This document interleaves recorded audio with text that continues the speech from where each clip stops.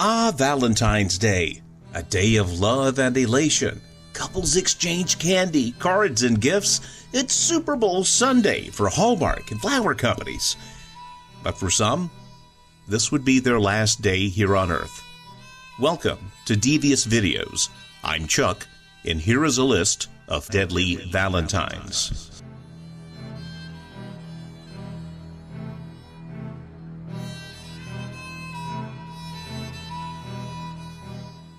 High school sweethearts Nicholas Kunzelman and Stephanie Hart-Grisel had a bright future ahead of them until one fateful night where they were found shot to death at a popular teenage hangout. 15-year-old Nicholas was a skateboarder, an avid frisbee golf player. 16-year-old Stephanie was laid back, a down-to-earth girl who loved to write in her journal, making her friends laugh.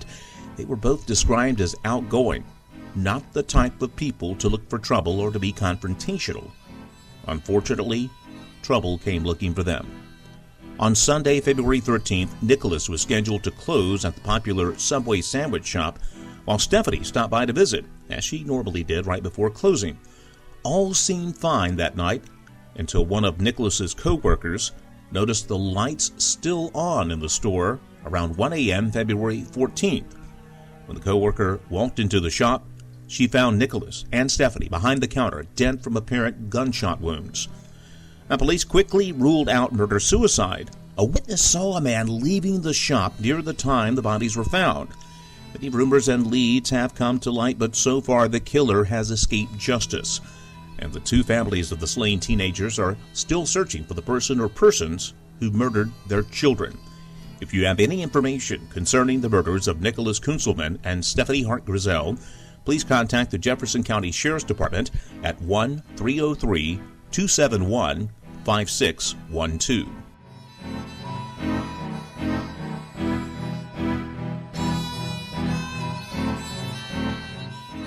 What does a romantic tryst, Valentine's Day cards, a personal trainer known as Mr. Results, a park, life insurance, and murder have in common? It's the making of a murder plot so diabolical that it makes mystery writers wish they thought it up themselves.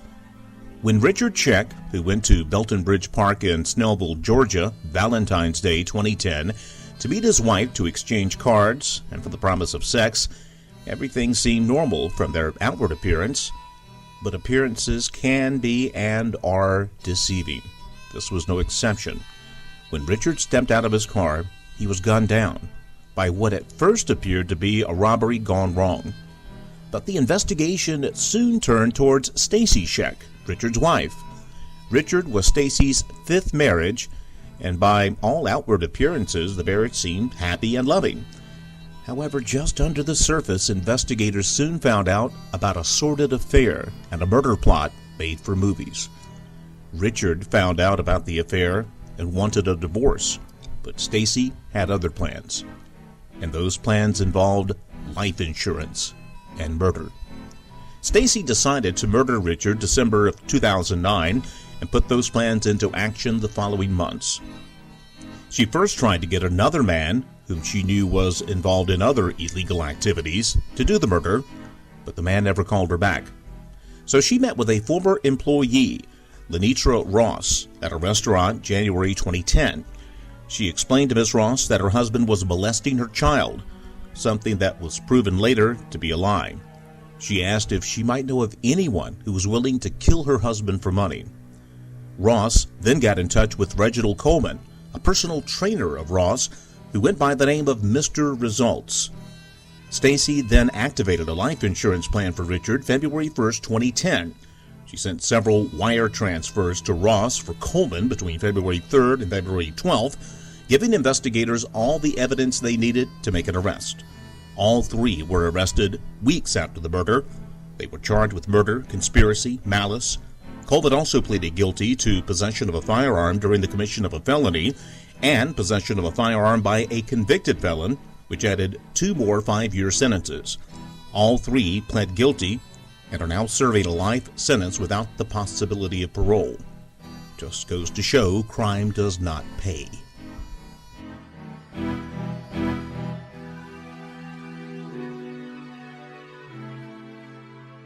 The life of the beautiful, rich, and famous seems like a fairy tale most would never get to achieve. They live in a life of luxury, being able to enjoy every whim. But even they can fall victim to murder. At 3:20 a.m., a call came in to the Pretoria Ambulance Service in South Africa. The caller had just informed them that his girlfriend was injured and that he needed an ambulance. The person on the other end of the call was none other than Olympian Oscar Pistorius. He had just killed his girlfriend, Riva Steenkamp. Riva was a top celebrity model, graduated from Nelson Mandela Metropolitan University on her way to becoming a star on television when she met the famous Olympian on a blind date. The two hit it off right away. They quickly became a couple. Their relationship was described as loving and happy, despite the mentions of fighting and Pistorius' temper. That all quickly changed early February 14, 2013. Pistorius later told authorities he woke up due to the heat as his air conditioning was broken and it was too hot to sleep. Riva asked him if he could not sleep. He told her no. He then went to move the fans away from the balcony doorway to inside the room. He pulled the curtains to block the light and moved Riva's jeans from the floor and used them to cover a small LED light on an amplifier. As he was covering the light, he heard a noise that sounded like a window being opened in the bathroom. Thinking it was an intruder, he went to his side of the bed, on his stumps, grabbed his gun from under the bed, went to the bathroom door, and shouted to Riva to call the police. He propped himself up against the wall for better support, aimed the gun at the door, and fired 4 shots in quick succession. Oscar then went back to the bedroom, hopped on the bed, and felt for Riva, but did not find her. Thinking she was hiding on the floor beside the bed, he went to check, but he did not find her there. Then the realization of who it might have been in the bathroom came to him. He went to the bathroom, but found it locked. So he grabbed his prosthetic legs and his cricket bat and hit the bathroom door until he made a hole big enough to unlock it. There he found Riva slumped on the floor. He ran to get his phone, calling a neighbor. He then called the ambulance and a state security office. He picked Riva up, carried her downstairs near the front door, trying to keep her airway open and to stop the bleeding from the wound on her hip until the paramedics arrived. From the beginning, the story didn't sit well with South African authorities.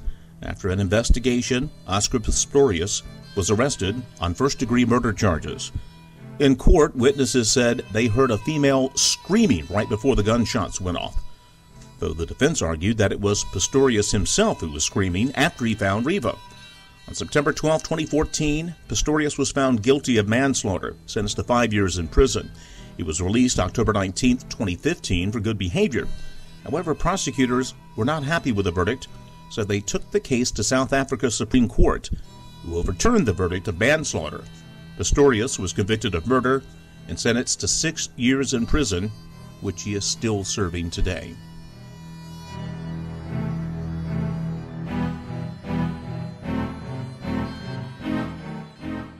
A day that began with love and roses for Denise Leuthold ended in heartbreaking tragedy.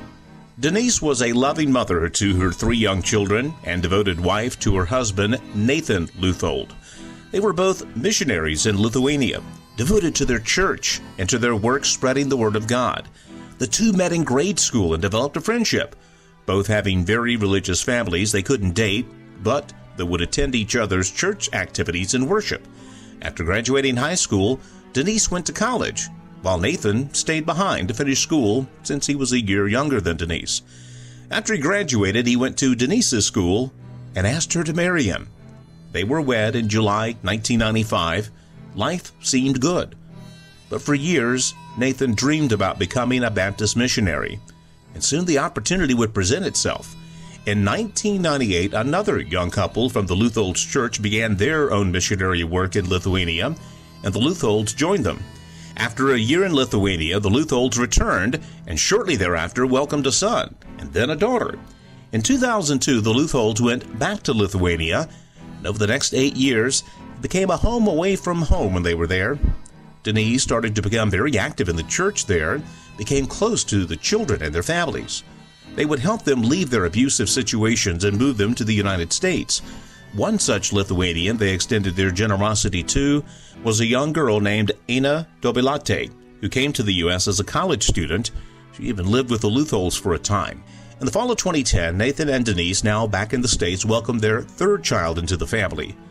Life for the Lutholds was hectic, busy, normal. But on Valentine's Day 2013, all that would change forever.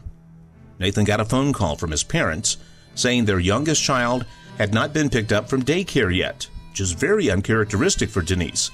Nathan picked up his daughter from daycare and went back to his in-laws where Denise and he were staying. Nathan pulled up to the home and noticed something was amiss. The garage door was open. Denise's car was gone. As he walked into the garage, he saw a broken window pane, glass littering the ground. He went to his neighbor's home to call 911, explaining that his home was just broken into. While waiting for the police, Nathan called numerous friends and family members, asking if they had heard from Denise. No one had. The police entered the home, found Denise on the ground, dead of a single gunshot wound to the head. The weapon, a .40 caliber gun. At first, it looked like she had interrupted a burglary in progress, but after questioning Nathan and combing through the evidence, the police started to look at things differently.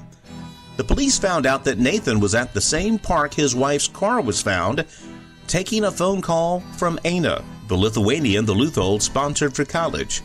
His .40 caliber Glock was missing, the same caliber that killed Denise. After combing through Nathan's computers, they found searches for how to kill someone and how to lessen the noise from a .40 caliber gun. On March 6, 2013, Nathan Luthold was arrested for the murder of his wife Denise. During the trial, it was speculated that Nathan and Anna were having an affair. Both denied that claim vehemently. In a letter written by Denise, she alludes that he was having an affair and stated she knew he wanted her dead. It took the jury only 90 minutes to find Nathan Luthold guilty of first-degree murder. He was sentenced to 80 years in an Illinois prison, where he's still incarcerated today.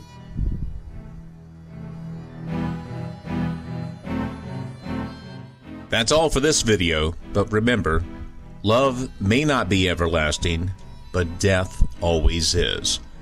Don't forget to like, share, and subscribe for more devious videos. Until next time.